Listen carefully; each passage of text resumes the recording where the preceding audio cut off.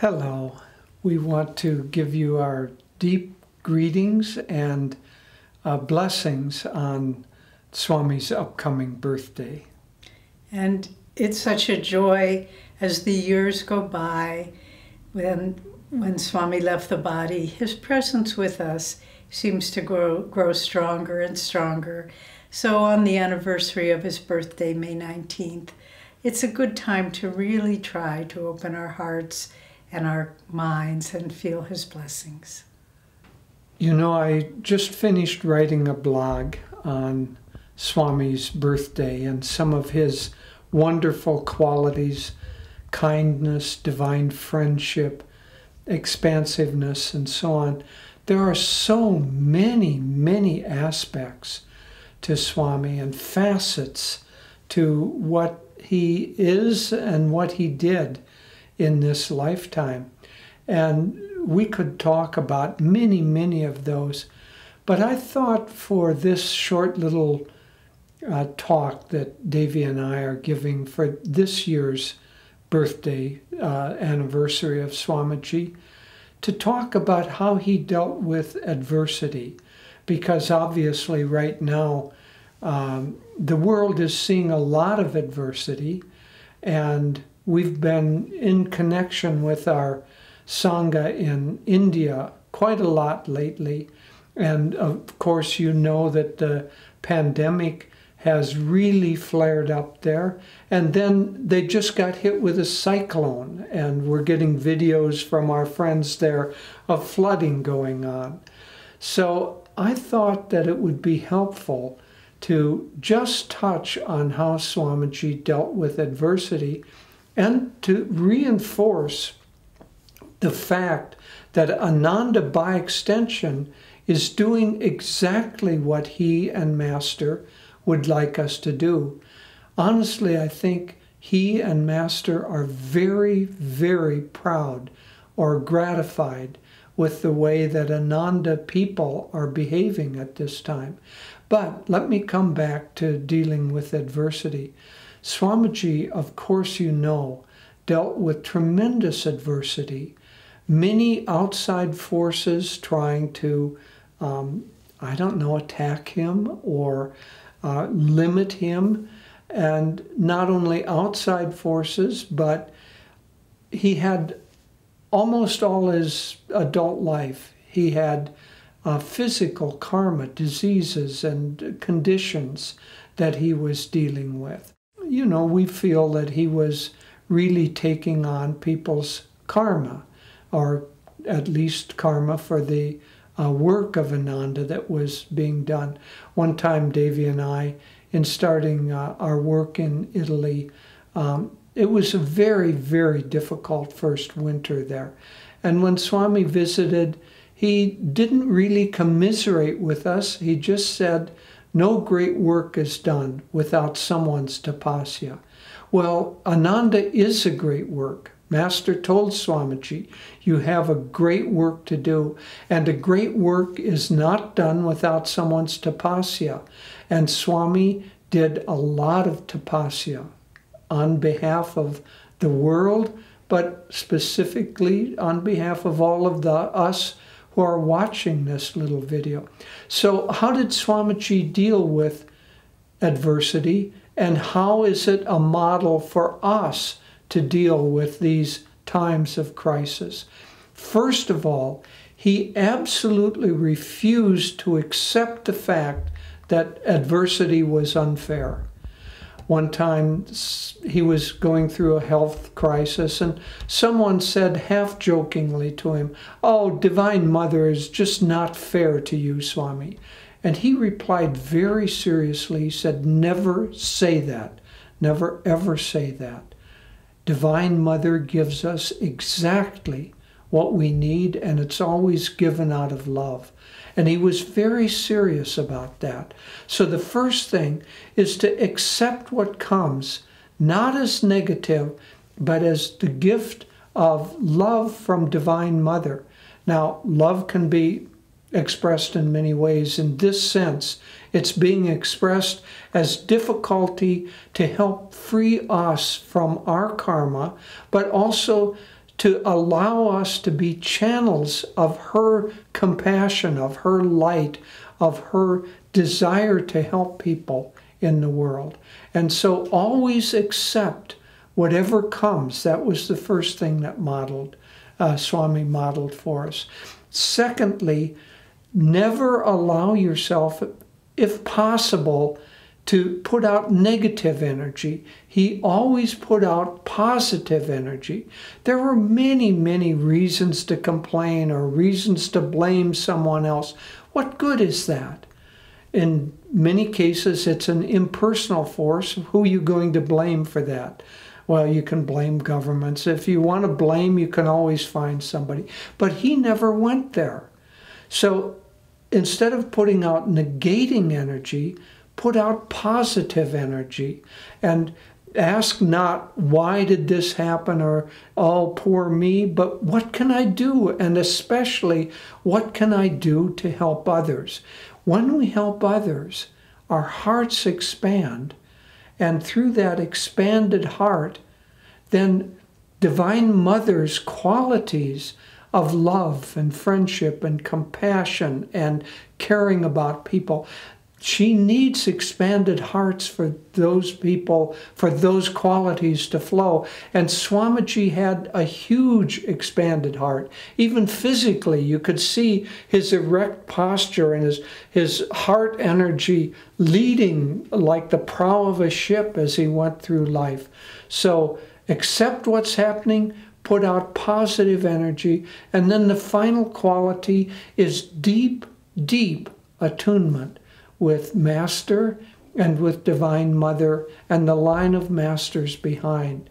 Because all of us, including Swamiji, struggle to a certain extent with adversity. That's the reason that adversity comes. But we are never, ever alone in having to struggle with it. God is always on our side, and Master is always there, helping us and guiding us if we only open ourselves to it. And discipleship and attunement are the way to do that. And Swamiji just was such a beautiful example of both of those qualities. So as I said, there are many, many facets to Swamiji's life, and I don't want to seem as if this little concentration on this facet is unbalanced, because I could talk about many other things. But it seemed an apt subject or an apt way to pick up this little remembrance of Swami for this year. God bless you. Hello, friends. Well, it's a great joy to share with you today some reminiscences and thoughts about Swami Kriyananda.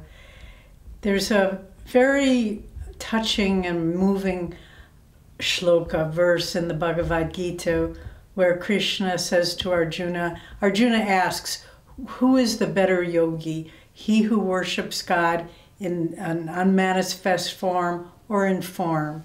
And Krishna's response is, very difficult is the way to worship God in the unmanifest. The yogi, is easier for him to direct the heart's natural feeling to a form. I'm paraphrasing, but that's the essence of it. And that's what Swamiji gave to all of us. He really taught me the meaning of divine love and divine friendship. And he did it in such a beautiful way, watching him relate to not only us, but to everyone. And, you know, Swami always was very clear, I'm not the guru, Master's the guru. But Master, we can idealize him, we can sort of project things onto him, but it's a little bit like the unmanifest. But Swami was God in action for us, the divine within him. And he always, how did he project this divine love and friendship? First of all, from the very moment I met him, and without exception, for the many decades I was with him, there was never a moment when he projected to me a feeling of diminished self-worth about myself. It was always relating to the God in me, relating to the highest in me. And it wasn't that I always came up to the mark, that he didn't. There were times when he needed to correct me. When he gave me the spiritual name Davy, he said, looked at me very sternly, one might almost say, and he said, I'm going to give you the name Davy, and it means Divine Mother, and you'd better live up to it. But he was projecting to me, you can do this. It wasn't like it was a scolding, but he projected to me in that moment the vibration. And he was saying, hold on to this and live it, and you will become it. And that's what he did in so many ways. I remember when he first asked me, Jyotish and me, to speak at a big public venue. And it was in San Francisco at this big, he was giving a big lecture series at a big auditorium, the Palace of Fine Arts it was, for those of you who know it. And the night before, he gave lectures all weekend, then he was going to be leading the Sunday satsang, or Sunday service. And he said to Jyotish and I the night before, I want you to give part of the talk. I had never spoken in public before, maybe little groups, but I was scared to death. And we were sitting in the front row, and he said, I'll call you up at the right moment. And as I could tell he was wrapping up his speech, and I admit with great shame that the mantra in my mind going on was, I can't do this, I can't do this, there's no way I can do this. And then it was the moment for me to go up and speak.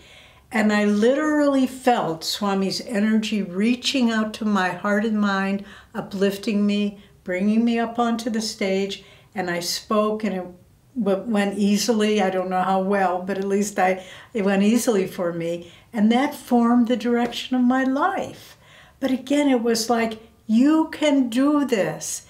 And not in a personal way, not, oh, you're my little sweet friend, or you're my special darling, not at all. But it was that power of the impersonal through the personal friendship and love of Swami Kriyananda that made me believe in my own spiritual value. And that's the greatest gift he could give to us. You've often heard us quote this, perhaps. He'd walk into a room of people, and in the beginning, we were just not new novices on the spiritual path. And he'd walk in and with complete sincerity, but power and affirmation, he would say, good morning, all you great souls. And at first, we would kind of look around to see who he was speaking to. But then we came to realize he was speaking to us. He was affirming our own spiritual self-worth, value, that we were not in and of ourselves because we were so smart or so eloquent or whatever, but that we were children of God. And that was our value, and that was the best part of us, the highest.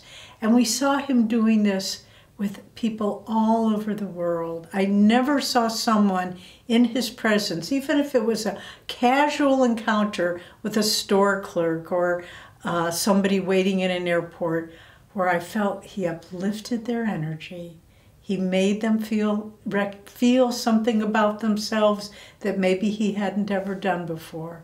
Okay, so now Swami left the body in 2013.